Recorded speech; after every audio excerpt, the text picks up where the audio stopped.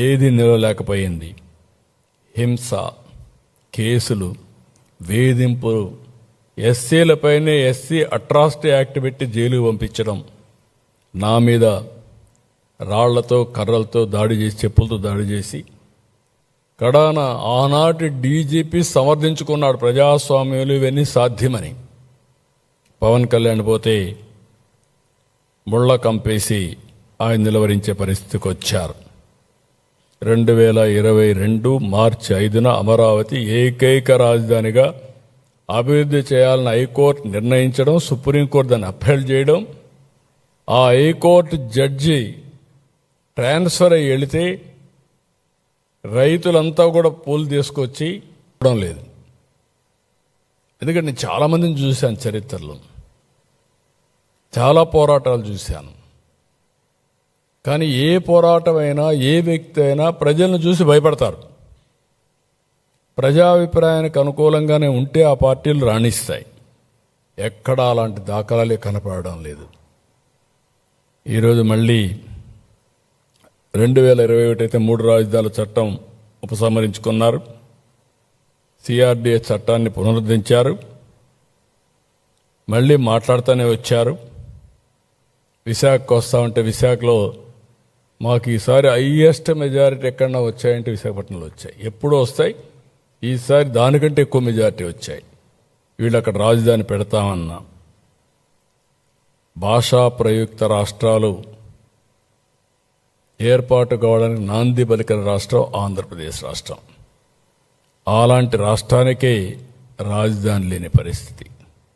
ఒకసారి తలుచుకుంటే చాలా బాధేస్తుంది, ఆవేశం వస్తుంది, మనుషులను కూడా కుంగిపోయే పరిస్థితికి వస్తుంది.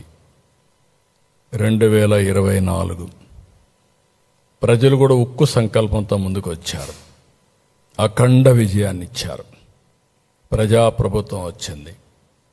కేంద్రం, రాష్ట్రం డబుల్ ఇంజిన్ సర్కార్ వచ్చింది. 3 రాజధానులని డ్రామాలాడిన వ్యక్తులు 3 చోట్ల ఇర్రెస్పెక్టివ్ ఎక్కడ చెప్పినా కూడా ప్రజలను నమ్మకుండా వాళ్ళకి బుద్ధి చెప్పే పరిస్థితి వచ్చారు. మళ్ళీ అమరావతికి పటిష్టమైన పునాదులు వేసే కార్యాచరణ మొదలైంది. 2025 మే 2న ప్రధాని చేతుల మీదుగా అమరావతి పనులు రీస్టార్ట్ చేశాం. ఆయన ఎంతో అభిమానంగా మనకు ఎలాంటి ఇబ్బంది లేకుండా క్లియర్ చేయాలని ఆర్థిక సహాయం చేయడం, వరల్డ్ బ్యాంక్ని ఇలాంటి మిగిలిన ఏజెన్సీస్ కూడా ఫైనాన్స్ మినిస్టర్ గారు చెప్పడం, ఎక్కడ కూడా ఇబ్బంది లేకుండా సుజావుగా పోవడానికి ఏమేం చేయాలని చేయమని చెప్పి చాలా స్పష్టంగా చెప్పారు. విభజన చట్టంలోని సెక్షన్ 5(2) రాజధానిపై స్పష్టత ఇవ్వాలని చెప్పి ఆలోచించాం.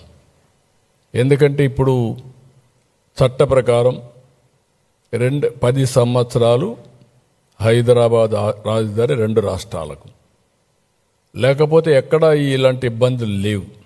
ఎవరు ఇలాంటి వ్యక్తులు కూడా రాలా. మా ఊరు తీసిపోతాను ఎవరు ఆలోచించలేదు. లేకుంటే ఇలాంటి, నాకు తెలిసినంత వరకు ఇండిపెండెంట్ ఇండియాలో 3 రాజధానుల డ్రామా ఆడింది ఎప్పుడు లేదనుకుంటాను. నాకు తెలిసి నేను 48 ఏళ్ళ నుంచి రాజకీయాల్లో ఉన్నా. చిన్నప్పుడు నాకు తెలియదు, కానీ 1978 నుంచి నేను రాజకీయాల్లో ఉన్న. చరిత్రలో కూడా ఎక్కడ లేవు అలాంటి డ్రామాలు ఆడే పరిస్థితికి వచ్చారు.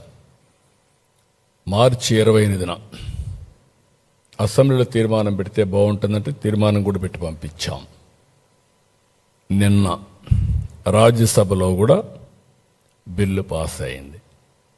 ఇంక ఈరోజు రేపు గెజెట్ నోటిఫికేషన్ వస్తుంది.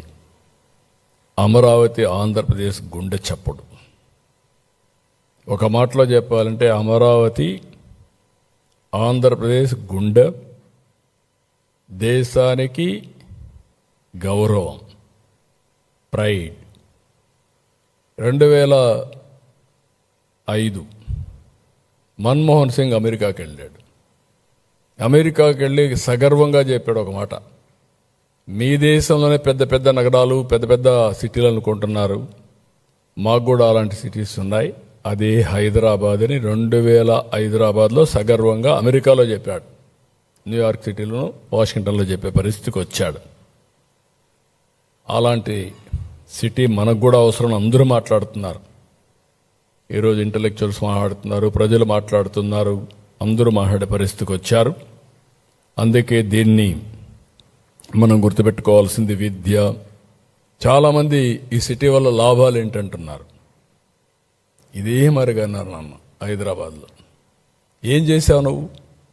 హైటెక్ సిటీ నుంచి ఒక రోడ్డు వేసావు ఎయిర్పోర్ట్కి, ఇంకేముంది ఇక్కడ అన్నారు.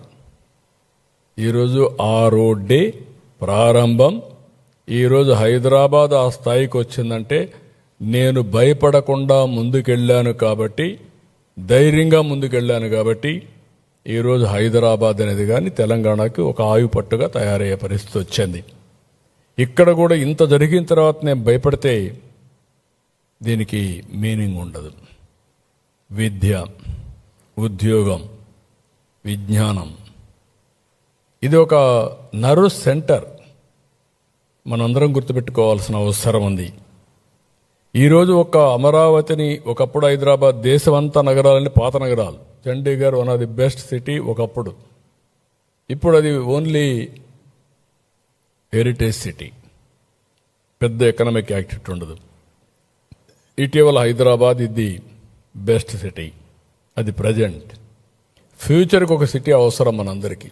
ఇండియాలో model city, that is Amaravati. అయితే అమరావతిని అభివృద్ధి చేస్తున్నామని మిగిలిన ప్రాంతాలు నెగ్లెక్ట్ చేయడం లేదు. విశాఖపట్నం, అమరావతి రీజియన్, తిరుపతి రీజియన్, 3 రీజియన్లు కాబట్టి అన్ని టౌన్స్నే కాకుండా ఆ ప్రాంతాన్ని అభివృద్ధి చేసే బాధ్యత తీసుకుంటున్నాం. ఒక్కొక్క ప్రాంతానికి ఒక్కొక్క టైప్ ఆఫ్ ఇండస్ట్రీస్ కానీ డెవలప్మెంట్ తీసుకొస్తున్నాం. ఇప్పటికే మీరు చూసుంటారు, Google, Arcelor Mittal steel city, green ammonia Ramayapatnam, quantum valley Amaravati, drone city, space city, అదే మరి electronic city, horticulture hub Rayalaseema, aquaculture, irrigation మీద ఫోకస్ పెట్టాం. పోలవరం పూర్తి చేస్తాం. నిన్నే మీరు చూస్తే మొన్న నేను ఒంటిమిట్ట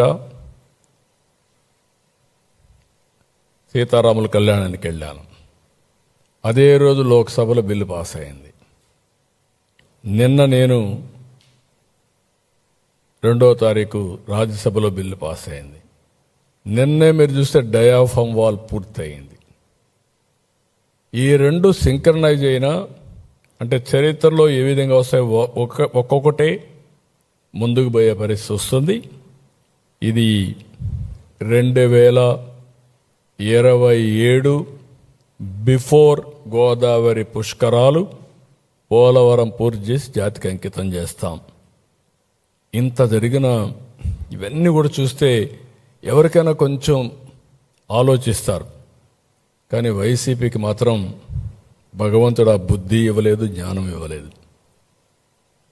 ఏ విధంగా అభివర్ణించాలని కూడా అర్థం కావడం లేదు. ఇంకా విషయాన్ని దిమ్ముతున్నారు, అహంకారాన్ని ప్రదర్శిస్తున్నారు. పార్లమెంట్లో 2 సభల్లో చట్టబద్ధత దక్కితే తట్టుకోలేకపోతున్నారు.